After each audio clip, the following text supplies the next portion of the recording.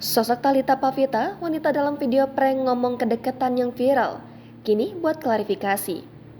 Viral video prank seorang wanita dengan banyak tato bertanya arah pada sejumlah driver ojek online, namun dengan jarak tubuh yang terlalu dekat. Bahkan, wanita tersebut tampak seperti sengaja mepet-mepet dan menempelkan bagian tubuhnya ke driver ojol yang ia tanyai. Karena aksinya itu, video prank tersebut viral di media sosial hingga ditonton jutaan kali. Diketahui wanita itu bernama Thalita Pavita atau yang lebih akrab disapa Talpav. Thalita Pavita merupakan seorang konten kreator yang cukup lumayan dikenal. Talpav juga mengaku sudah meminta maaf pada pihak terkait dalam video pranknya. Ia bahkan mengaku sudah meminta izin pada sejumlah pihak yang ia prank untuk mengunggah video tersebut. Thalita Pavita pernah diwawancarai dalam sebuah acara di YouTube, di mana ia menceritakan latar belakang keluarganya yang broken home.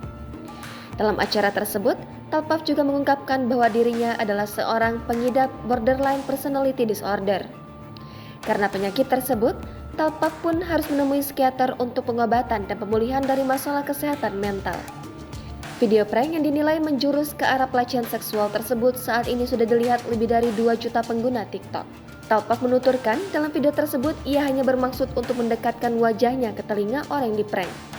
Dengan kata lain, menurut Talpav menempelkan payudara bukanlah tujuan dari konten tersebut. Menurutnya, karena posisi duduk dan tinggi badanlah yang membuat seolah-olah menempelkan payudara ketika mendekat kepada orang yang diprank. Lanjut, Talpav mengatakan dirinya mengaku terinspirasi dari konten kreator luar negeri.